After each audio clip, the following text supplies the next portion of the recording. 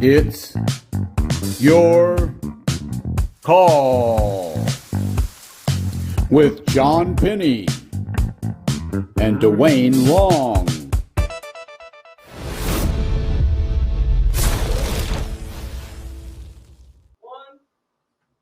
Hey, it's your call. Welcome this morning to the show.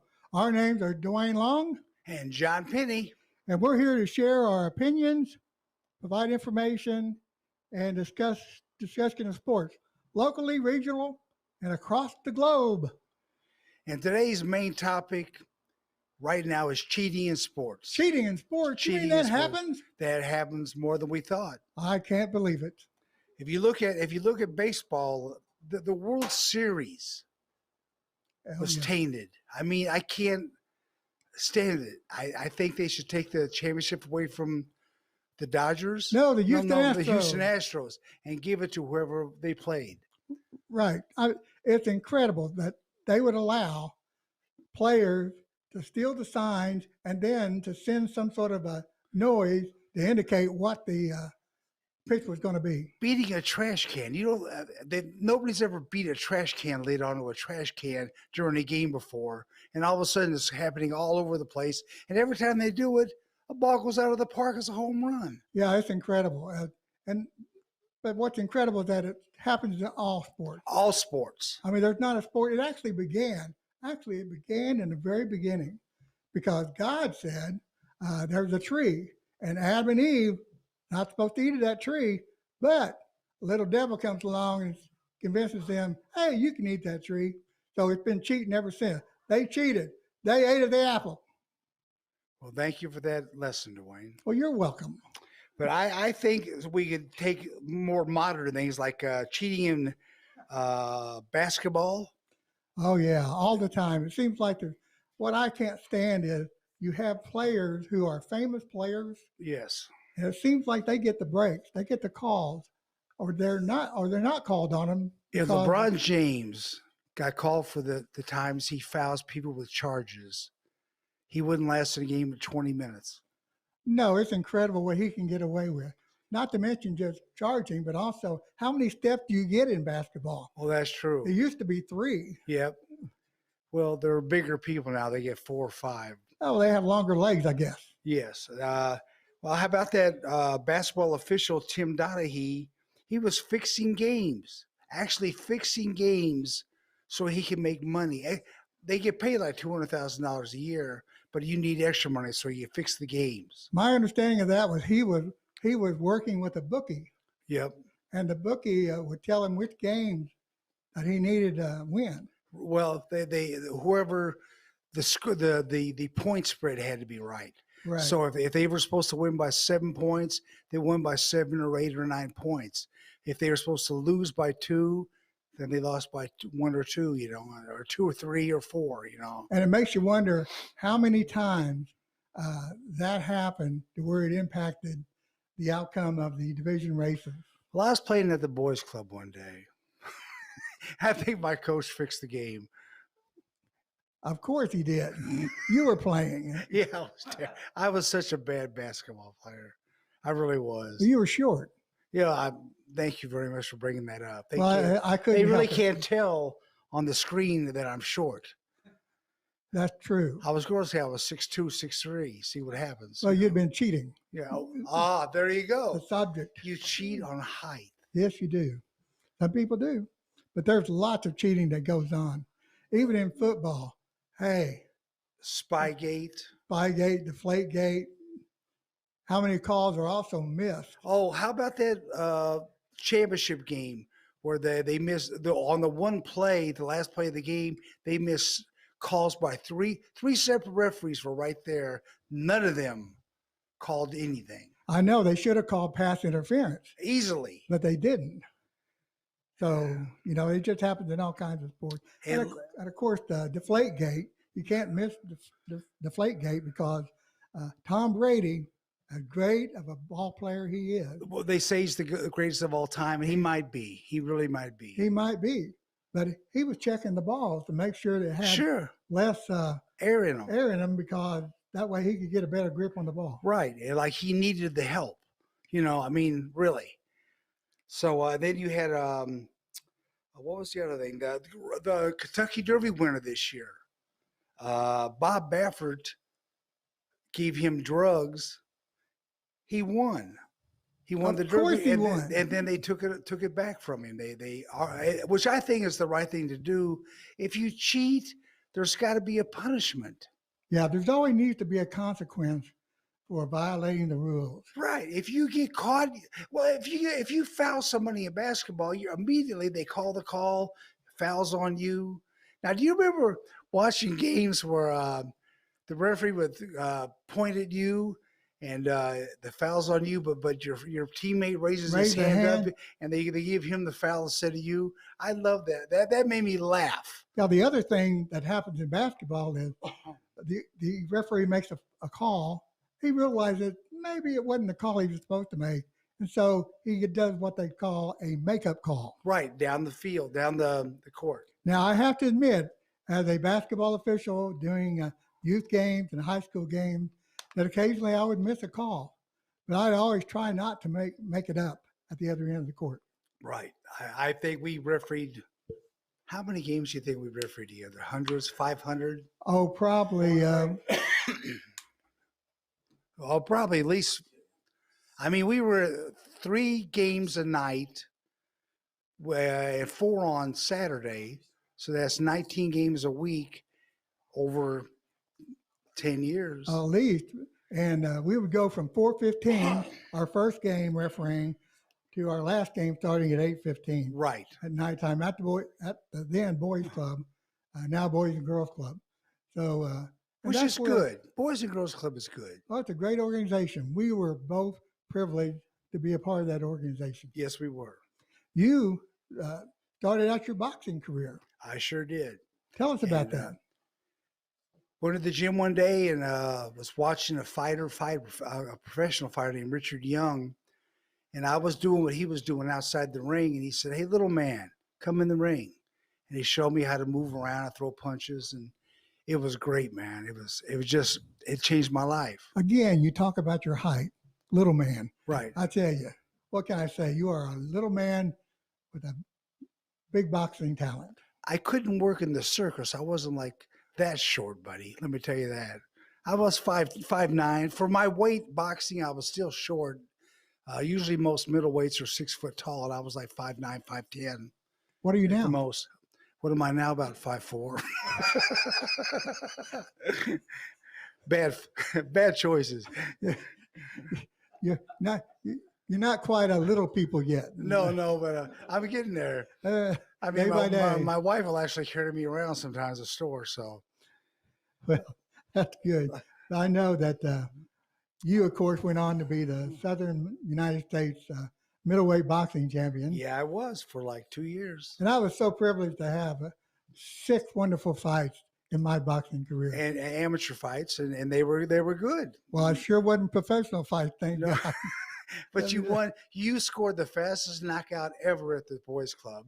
Well, And then when you went to jump and you got the fastest knockout, of course, the other way around.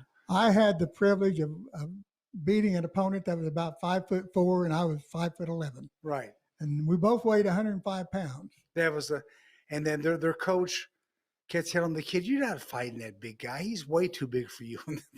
And he said, "He's fighting me, coach." Yeah, and the fight didn't last that long. I think it was 20 seconds. Well, you hit him 20 times on top of his head. I know that's the only way I could hit him was punching down. Okay, well, we got to get out of here for right now. So, Hal, let's take a little break here. What do you say? Let's take a break.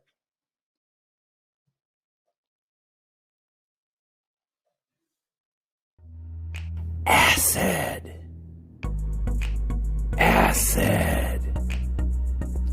Relief.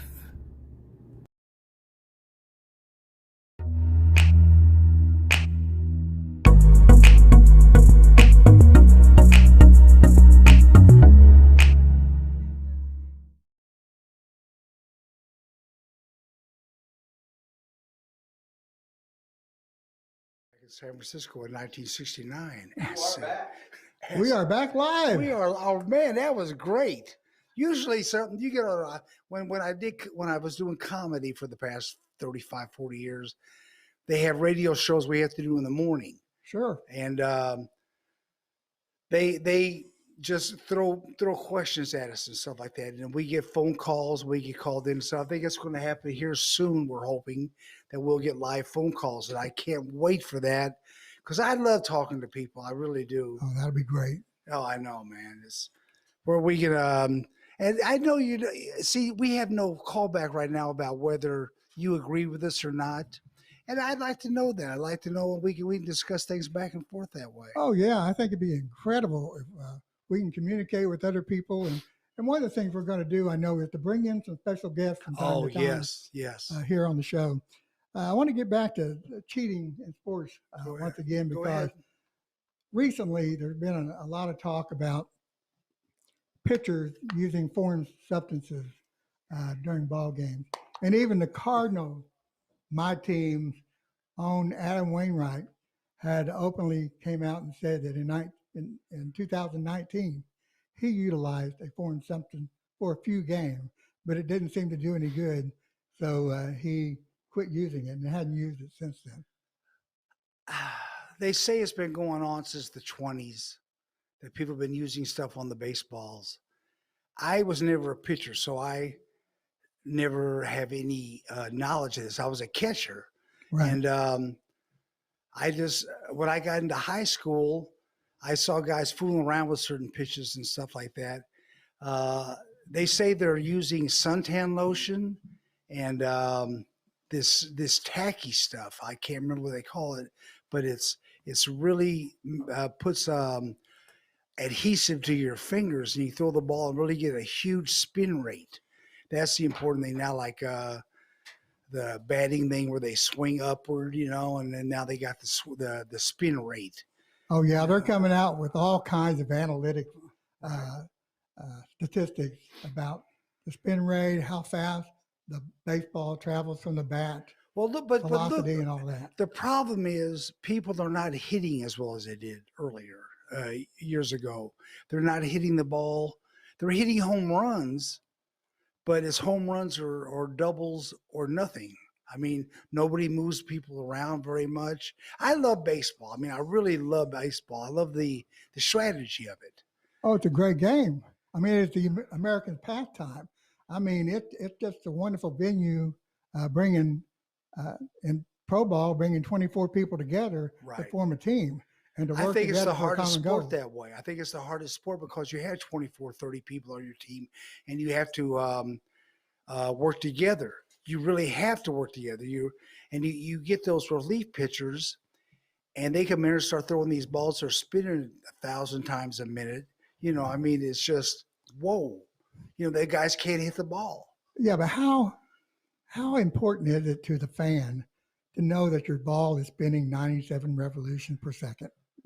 Well, it's just the fact that you wonder why they're striking out so much. I mean, people are striking out at record rates now. But getting back, I want to get one more point across about the foreign substance, and that is, should the Major League Baseball had addressed this in the middle of the current season? No, they should. I think they should have done it at the first of the season and say, hey, we're going to crack down early.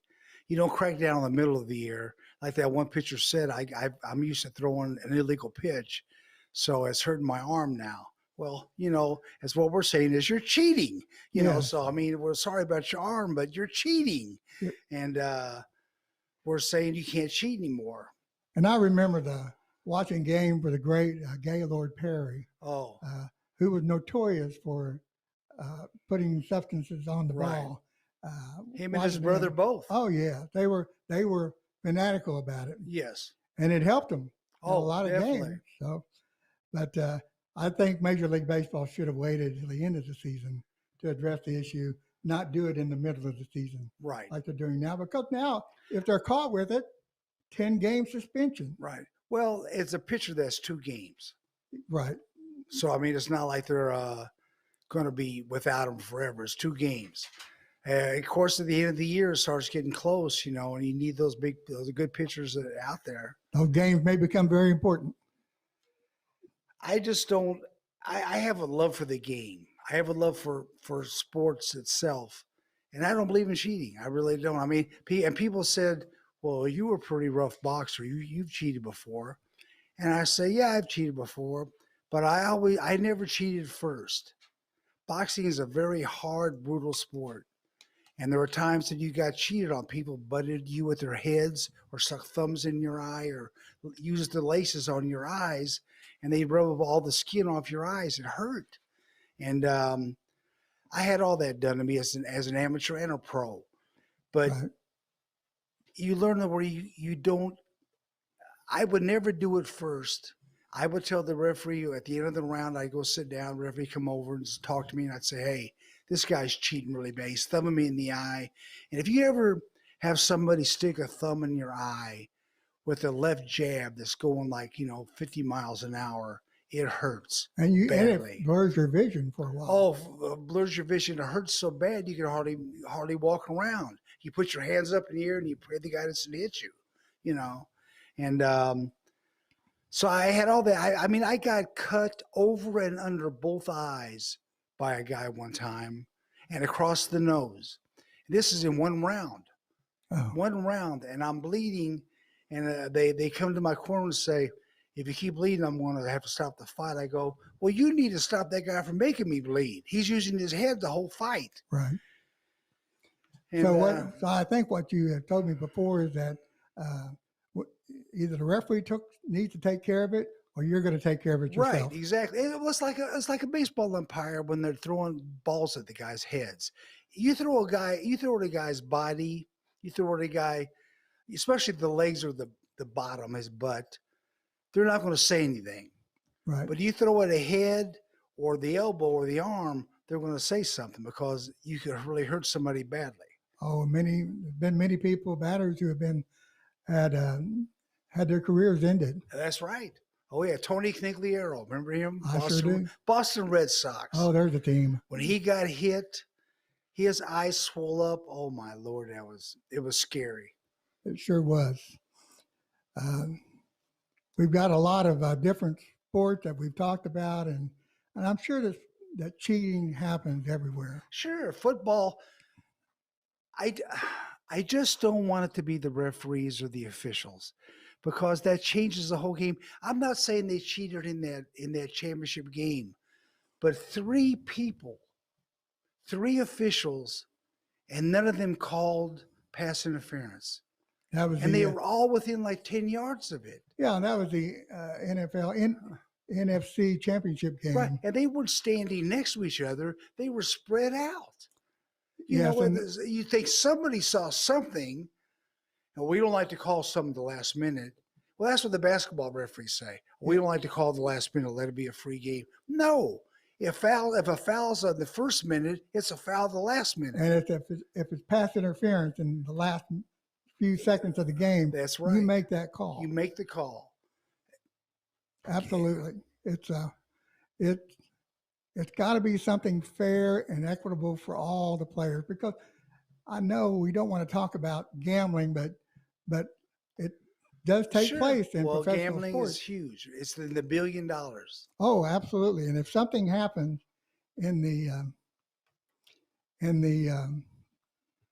game, that's going to affect the score of the game. That may affect the who wins and who wins. I have been known to put money on a game every once in a great while. No. Yes, I have. And I'll tell you, when you start seeing that stuff happen, you wonder about the referees, the officials. You wonder about the officials. Like, how could they let this go? And your money goes away for it. Yeah, I know. It's one of those things. It's unfortunate that people put hundreds of thousands of dollars on games. And looks like we're going to get ready to have a break here in just a second here. Let's go to the next break.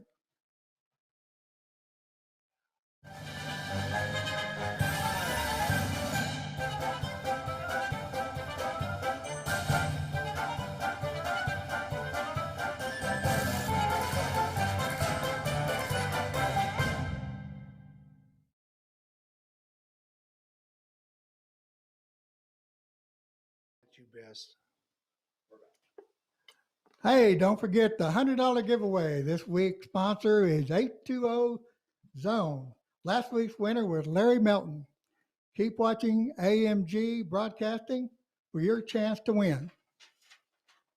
If your company wants to sponsor a $100 giveaway, make a donation of $100 on axmediagroup.com and receive a full week of advertising. A lucky audience member wins $100 per week all summer long. Oh, that's a great deal. $100 a week? Yes. New winner every week. Wow, that's nice. That's great. Um, What do you think about the use of steroids? oh man, I hate that. I hate the whole thing. They're kind of going back in I don't know, you don't hear about them as much anymore. All people are using them and stuff. I was approached a couple times about using speed for my fights. And this is actually what a guy said to me. He says, "Hey, Pinney, man, would you like to, I got some speed for you for your fight." And I said, well, my whole fight game is on speed. He goes, no, speed, the drug. And I go, well, what's it do? He goes, you don't even know you're hurt. And I go, well, if I'm hurt, I want to know I'm hurt. Yeah. I want to get out of the way of a punch or tie the guy up or something, you know? Yeah, you want the guy to miss his Yeah, punches. exactly. Especially if I'm hurt, I'm going, wow, you know? And I've had people talk to me about the greatness of steroids. I just couldn't do that. I couldn't cheat like that. I had a guy tell me one time, said he knew me really well, and if I thought I could win a championship doing steroids, I would have done it. And I wouldn't. It wasn't even just a cheating. I hate needles so bad. I definitely couldn't have done it myself. So I just think it's so wrong. Yeah, it's I know back in I think it was the 70s, might have been the 80s, when the great home run race between Mark McGuire and Sammy Sosa. Yeah. You being a Cub fan, of course, you were a big follower of Sammy, and Right. of course, I love Mark McGuire and what he did.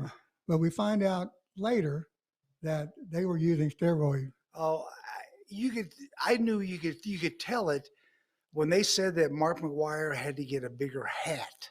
His head had actually grown.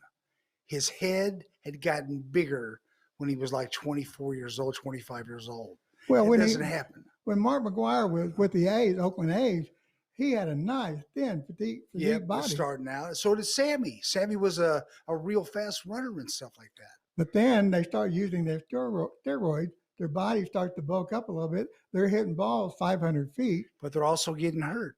Yeah, they spend a lot more time. Yeah, little injuries and stuff. I remember watching a football game one time, pro football game, and this running back had been accused of doing steroids. Well, he scored 4 touchdowns that day, and I'm going, well, maybe steroids is the way to go. That's what they're saying here, basically, without even saying it. But I love the games. I love the way the rules are written. I love the games. We've refereed basketball, baseball. We never did football, but we refereed a lot of baseball and basketball games. Well, we were afraid to do football because we thought we might get tackled. Yeah, that's true. But basketball, we refereed, like I said, so many games at the boys' club. Baseball, we worked for the Kiwanis organization, and it was a great organization, really good baseball, and we had a lot of fun. Yeah, I was privileged to be able to umpire with the Kiwanis program. And one of the things that I remember the most was I was at Glenwood Park over on the east side of Springfield. I'm umpiring a ball game between two teams, and I had these 2 young kids behind me, behind the fence, and I would hear them during the break times. They say, "Is that who I think it is?" And they kept on wondering, and so finally, during the breaks one time, they got a little closer to me, and they asked me, "Is your name Pete Rose?" And I said, "No, I'm not Pete Rose. Pete Rose is a major league ball player. But at that point in time, I had longer hair. Right. And I kind of looked like Pete Rose. You did. But I sure couldn't hit like Pete Rose. No, nobody can hit like Pete Rose. But there's a great example of cheating. In every major league park, on the outside of the door, it warns you about gambling. You cannot walk past it without reading it almost. I mean, it's right there. And Pete cheated. And some people say he should be in the Hall of Fame. I don't. I really don't. I mean, he legally or the way he played the game, he should be. Right. But he also cheated the game. Yeah, there's a big, large group of people who would like to see him. Oh, they'd love to see in him the Hall of Fame. The same with Roger Clemens, Mark McGuire, Sammy Sosa. You name all these guys. There's also people letting people out of prison even though they haven't done their whole sentences yet. No, that's not right. If you do the crime, you do the time. Right. And if you're going to play baseball, you don't cheat. And it's not so much what he bet on his own team. He would bet on his own team. He never bet on the other team ever. Right. But he bet on his team. Well, that's not too bad, except for the fact when you don't bet on the game. If you don't bet on the game, does that mean you don't have confidence in your pitcher? Or maybe you don't think you'll win? Exactly. So all of a sudden, the gamblers go, let's switch our bets today. And that's what happened. And that's how I think that's how they actually caught him. Yeah, I just wonder if there's a way that he could be led into the Hall based upon his career in baseball as opposed to his managing teams and gambling. There was a guy named Jim Murray, great baseball, well, great. He had a column in the L.A. Times. He was a great sports writer, won the Pulitzer or something like that. Mm-hmm. He said one time with Michael Jordan, and many people believe that Michael Jordan went into baseball because he got caught gambling on basketball. And they didn't want to ruin the game by putting Michael Jackson out of the game. So they said, find something to do. And he goes, I always want to be a baseball player. So he got to play baseball for a year or so. That's rumors.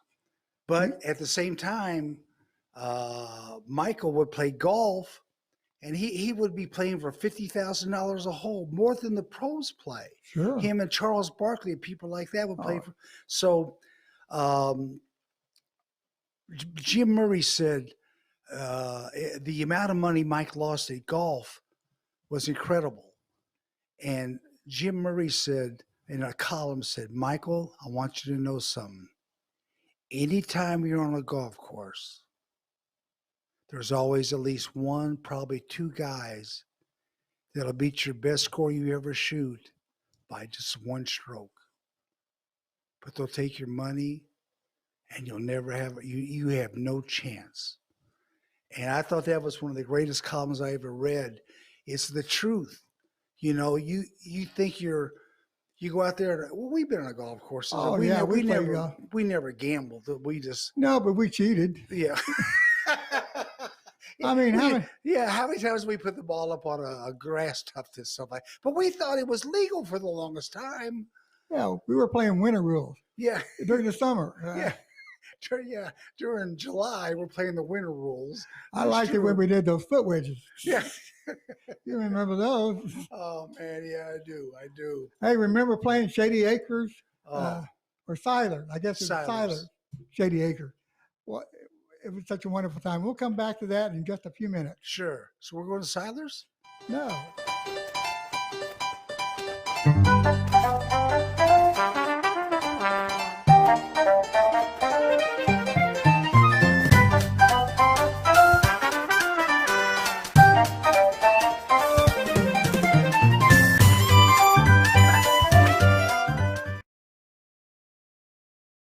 Okay. But you are back. Yeah, I was really lucky because I got to play a lot of different sports in my life. I got to play freshman football for Jim Vaughn great man. over at Hillcrest, a great guy, just a great referee, and I loved him. I mean, he was one of those coaches that I loved. I just thought he is a great man. And I loved it. If anybody ever talks to Coach Vaughn, please tell them Johnny Pinney said hello. I got to play 4 downs of football for Coach Vaughn at the last game of the year. And the first play I was in, I got a 15-yard penalty for piling on somebody. Hey, you got in the game. Yeah, I got in the game, and then I was out of the game. But I was so bad a player that they had the benches. I wasn't a bench rider because they ran out of room on the bench. So they put little folding chairs, and I was one of the folding chair players. So, Well, we both connected at the boys club back in the '60s, right. and one of the things I think that's where we get a lot of our love for sports. The boys club was a place where you could belong and be a part of team sports, Right. and fortunately we had great mentors there. We had people like Bill Henderson, Freddie Ray, Tom Ray, my brother Larry Long, a lot of guys that helped us get through our adolescent years. That's true. That's very true. And of course, we played sports. You went on and became that professional boxer with a record of 42-5, I believe. No, 37-5. Well, I was I had close. 42 fights, but that's true. I wasn't good at math, in school. That's true. Still not That's why too you were good at never a math. varsity player. That's right. But our background is really the boys club and Right. what it did in developing our love for sports and our love for one another too as friends. Oh, sure, we're the best buddies. You spent time at the club, and there was people that I was on a guy. Coach Wilkerson was my first basketball coach there, a big guy, and I was very quick at basketball. I could steal balls and stuff like that, but I was never a great shooter. Right. I never. Still aren't. Yeah. Well, I don't play basketball anymore.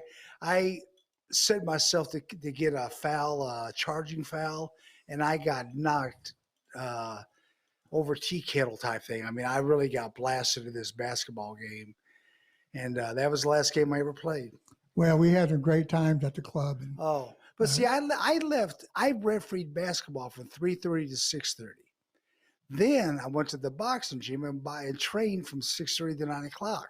mm-hmm. I mean, it was pretty rough. Oh yeah, I mean you it was an all day, Yeah. all evening kind of Right. event for you, refereeing and then boxing. Yeah. Whereas I refereed from 4:15 on, Mhm. so I had a lot of games. Yeah.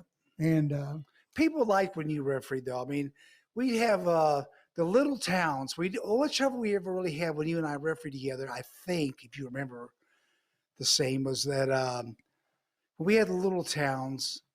Sometimes they would think that we were cheating them for the city boys, Springfield boys, and you call stuff so quick in basketball, you don't have time to realize which team you're calling it on.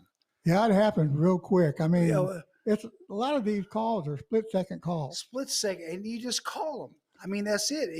You see dribbling or double dribble, or you see walking, you just called it. Now, the major league umpires have lost that ability.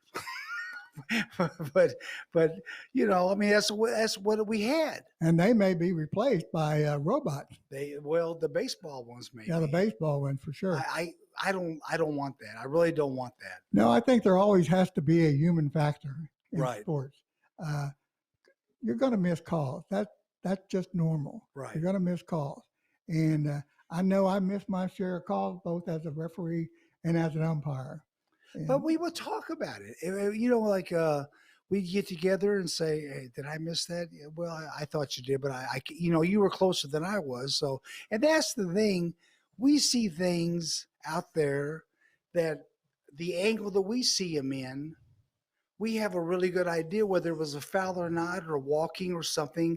People up in the stands, they're 60 feet away, and they're going to tell me that I'm wrong. yes, one of the things is we've got a lot of things called the phantom. I call it the phantom call, Yeah. where the referee makes a call and you didn't see anything that happened, and you're in the stands yourself, and the referee makes the call. I've seen that a lot of times on television when I'm watching uh, basketball on TV. Oh, which is the hardest sport to referee or officiate in? What do you think? Well, for me, it would be soccer because I know nothing about soccer. That would be tough for me. You know, one of our first guests we're going to get on here is a lady I know that knows soccer really well, and we'll get her on here. She knows soccer, and I don't know much about it. I love watching the games, but I don't love watching the games, but I will watch that. When I was in England and I was in Europe, that's all they had on Saturday and Sunday was soccer matches, you know. I'll tell you something that bothers me is guys making $25 million for a boxing exhibition. An exhibition. Oh, That means it doesn't count won or loss. It's just you're going, I'll fight somebody. Well, I used to get mad at people who tell me, well, I fight anybody for 25 million. And I go, no, you wouldn't. Oh, Or you no. wouldn't be able to spend the money. You know. Do I have to go a whole round? Yeah. I mean, that's the thing. It's no, you wouldn't want to fight. I don't personally admire Mike Tyson, but he was a great puncher, a mean guy, and he fought a certain way. He was really tough. He had good teeth. Yeah. Yeah. I mean, he did. 1, 2, 3 is a jab, right hand, and you bite him, you know. Yeah, when a guy loses half of his ear, Yeah, that's pretty bad. yeah, you know. But I admire him as far as his punching ability and being mean and always wanting to win. And but he got beat worse. He got. Oh, we should do that. You got a couple minutes left. Okay. Sorry about the banging.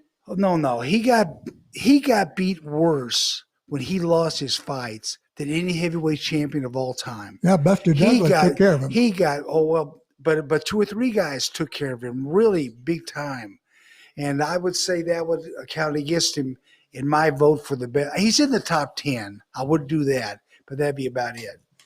And where would you put Muhammad Ali at? Number 1. Number 1. He's my buddy. He knew me. I knew Muhammad Ali, and he knew me.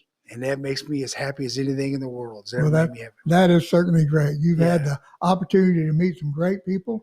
I had the opportunity to be with George Foreman a couple of times. Oh, that's right. That's right. And one of these days I'll share that story when we have more time. But he's a fantastic man, a very, very religious, devout man. Yes, he's a good man. That's for sure. But you don't want to get hit by him. No, but I shook his hand. I got to shake his hand. Big hand, right? Oh gosh. I shook Joe Lewis's hand one time, and I just held on for a minute, a couple seconds, just held on because it was so big, and it was Joe Lewis, Fantastic man, and another fantastic man, and a fantastic boxer. Right. Well, we're getting ready to come to the end of our program. We've got about a minute left on our program, and I just want to thank the people that are listening, and soon we're going to be able to talk to you or communicate somehow or another. And I really can't wait for that because we want to hear, it's your call. We want to hear because we want you to call us and say, it's your call. We want to be able to talk to you about this baseball game or what you think about cheating or things like that. So, I mean, I think everybody should. Everybody should cheat. everybody should cheat. I was being sarcastic. Oh, Well, I don't know about everybody. we don't cheat. My ex-wife used to. We give you everything we Hey, got. We only cheat on 2 occasions: What's that? when we're with somebody and when we're alone. Oh, that's right. Now, I never, I was told I cheat in poker, and I got really upset at a guy. Really, really upset. I know you Okay, don't cheat. we got to get out of here, Mr. Long. Hey, I think it's time we better throw in the towel. That's